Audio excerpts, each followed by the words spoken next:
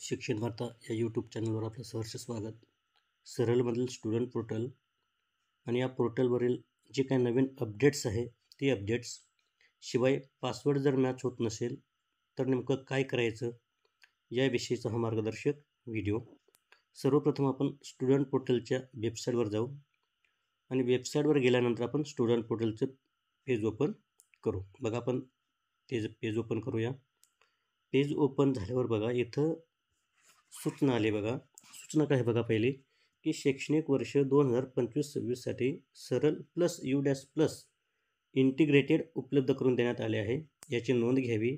आणि दुसरी सूचना आहे की शैक्षणिक वर्ष 2024-25 पर्यंतचा स्टुडंट पोर्टलवरील सर्व माहिती पाहण्यासाठी डावीकडील ओल्ड स्टुडंट पोर्टल या लिंकवर क्लिक करावे.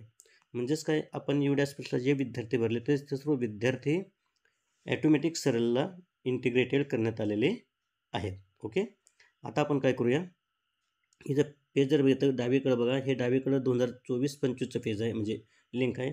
त्याला जर क्लिक केलं तर आपण मागील डाटा पाहणार आहोत. आणि त्याच्यानंतर इथं वर बघा लॉग इन, ही जी मधली जे टॅब आहे हे लॉग इन 2025-26साठीचं लॉग इन आहे बघा. ओके, त्यासाठी आपण आता इथं करणार आहोत आपल्या शाळेचा ID आणि पासवर्ड इंटर करून आपण लॉग इन करण्याचा प्रयत्न करणार आहोत. आता सर्वप्रथम आपण ID टाकू. ID अर्थातच आपला शाळेचा UDAS नंबर आहे. त्याच्यानंतर आपल्याकडे जर पासवर्ड असेल तर तो पासवर्ड आपण इथे इंटर करू. त्याच्यानंतर खाली कॅप्चा दिलेला आहे, तो कॅप्चा आपण त्याच्यात फिल करू आणि शेवटी लॉग इन या बटनावर क्लिक करू. आता लॉग इन या बटनावर क्लिक केल्यानंतर बघा इथं आपला पासवर्ड मॅच झालेला नाही. आता मॅच जर होत नसेल तर घाबरायचं कारण नाही. आपल्याकडे डिफॉल्ट पासवर्ड दिलेला असतो बघा, तो पासवर्ड टाकून आपल्याला लॉग इन करता येईल. आता डिफॉल्ट पासवर्ड कोणता असतो बघा, गेस्ट 123 आणि मराठीत आपण त्याला उद्गारवाचक चिन्ह म्हणतो, उद्गारवाचक चिन्ह @ आणि # ओके, किंवा 123 शिफ्ट दाबा, परत 123 दाबा, तो पासवर्ड आपल्याला मिळून जाईल. ओके, आपण आत्ताच केलं, ID टाकला आहे, पासवर्ड टाकला, कॅप्चा टाकला आणि लॉग इनवर क्लिक केलं. आता लॉग इनवर क्लिक केल्यानंतर इथं बघा आपल्याला नवीन पासवर्ड क्रिएटसाठीची एक टॅब उपलब्ध झालेली आहे, ज्याच्यात आपण बघितलं की आपल्या तिथं शाळेचा UDAS नंबर आला असेल. त्याच्यानंतर आपल्या इथं डिफॉल्ट पासवर्ड टाकायचा आहे, ज्या पासवर्डनं आपण इथं लॉग इन केलं.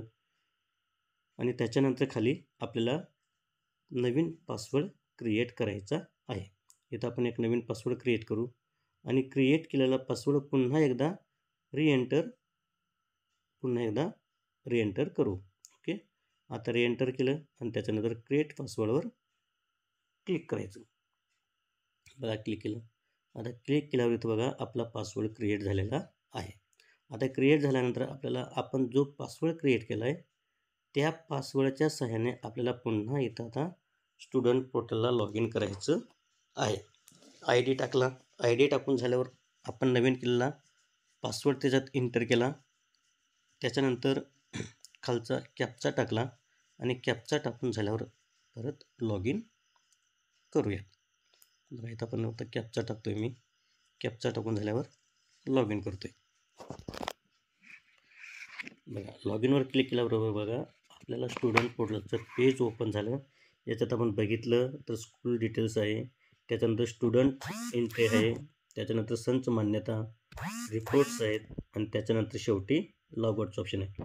रिपोर्ट्समध्ये आपण त्याच्यात कॅटलॉग असेल, विद्यार्थ्यांचे आधार कार्ड असतील, त्या सर्व काही गोष्टी याच्यात आपल्याला पाहायला मिळतील. ओके, आपण आता बघा आपण रिपोर्ट्समध्ये बघू. बघा रिपोर्ट्समध्ये आपण जर बघितलं, स्टुडंट एंट्रीमध्ये आपण बघितलं, याच्यात बघा आपण वर्ष निवडलं. वर्ष निवडल्यानंतर इथं पहिलीचा वर्ग निवडला, तुकडी निवडली आणि गोवर क्लिक केलं. तर इथं बघा मला इथं आमच्या शाळेतील इयत्ता पहिलीचे सर्व विद्यार्थ्यांची नोंद याच्यात झालेली दिसते. म्हणजेच काय, मी ही माहिती स्टुडंट UDAS प्लसवर भरलेलं आहे, परंतु UDAS प्लसवरची सर्व माहिती ही इंटिग्रेटेड सरलला आलेली आहे. आणि ही कधी येते, जेव्हा आपण UDAS प्लसवर विद्यार्थ्यांच्या पोर्टलमधील सर्व विद्यार्थ्यांची माहिती अपडेट करतो. अपडेट झाल्यावर त्या विद्यार्थ्यांचा PAN नंबर तयार होतो, PEN नंबर तयार होतो. जोपर्यंत विद्यार्थ्यांचा PEN नंबर तयार होत नाही तोपर्यंत सदर विद्यार्थ्यांची माहिती सरलला इंटिग्रेटेड होत नाही. आणि PAN नंबर कधी तयार होतो, जेव्हा आपण त्या विद्यार्थ्याची पूर्ण माहिती भरतो, म्हणजे त्यांचं जनरल प्रोफाईल असेल, इतर काही सर्व काही माहिती जेव्हा आपण पूर्ण करतो, तेव्हाच त्यांचा PN नंबर तयार होतो आणि त्याच्यासाठी सुद्धा कमीत कमी 8 ते 10 दिवसाचा कालावधी लागतो. एकदा जर PN नंबर तयार झाला की तो विद्यार्थी ॲटोमॅटिक इकडं सरलला येणार आहे, म्हणजे इंटिग्रेटेड होणार आहे. अशा प्रकारे जी काही नवीन अपडेट्स होती, ती अपडेट्स आपल्याला आवडली असेल तर निश्चितच माझ्या या चॅनलला सबस्क्राईब करा आणि बेल आयकॉन